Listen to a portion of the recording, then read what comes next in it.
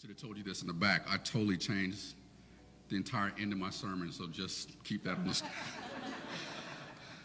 just keep that on the screen because you're not going to be able to follow me. But the things that are an embarrassment, I don't know if you knew this. I love that God has a pattern in the Bible of taking things that are often meant to be an embarrassment. He transforms it into empowerment. Yeah, God, he has a pattern. Abram and Sarah were embarrassed that they couldn't have children, but God has a pattern.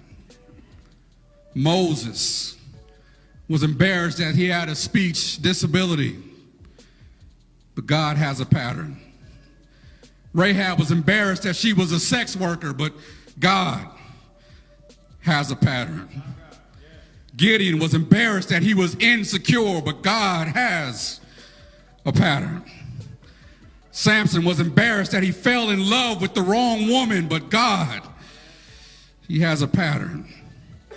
Peter was embarrassed that he denied Jesus 3 times, but God has a pattern.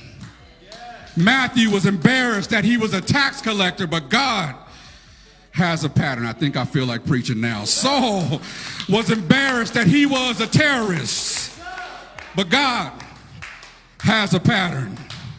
Thomas was embarrassed that he was a doubter, but God has a pattern. And Jesus had to endure the embarrassment of crucifixion, but God uses what seems to be embarrassing and has a way of making it empowering. Your embarrassment is your empowerment. And the reason why David declined using Saul's armor is because he was finally ready to be himself. And he showed up at the battle as his authentic self. Because the same God who worked through Sarah's embarrassing infertility will work through your embarrassing moments. The same God who worked through Moses' embarrassment of disability can work through your embarrassment. The same God who worked through Rahab's embarrassing promiscuity can work through your embarrassing moments. The same God who worked through Gideon's embarrassing insecurity can work through your life. The same God who worked through Samson's embarrassing infidelity can work in your life. The same God who worked through Peter's embarrassing disloyalty can work in your life. The same God who worked through Matthew's embarrassing lack of integrity can work in your life. The same God who worked through Saul's embarrassing hostility can work in your life. And the same God who worked through Thomas's embarrassing uncertainty can work in your life. And the same Jesus who endured the embarrassing brutality of the cross turned it into empowerment for your salvation.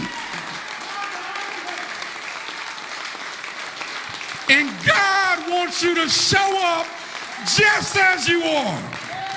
Flaws and failures in faith so that he can turn and use what was embarrassing into something empowering.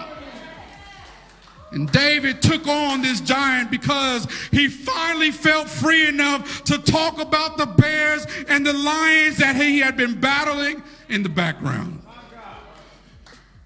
And the same God who walked with me the first time I had cancer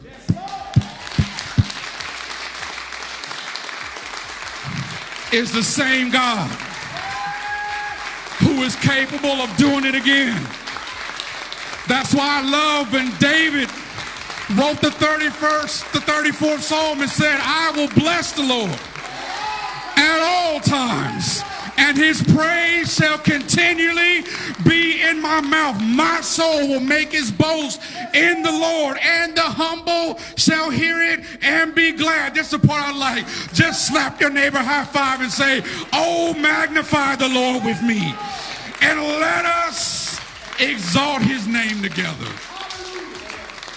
The same God can take what people have told you is embarrassing and use it to be empowering.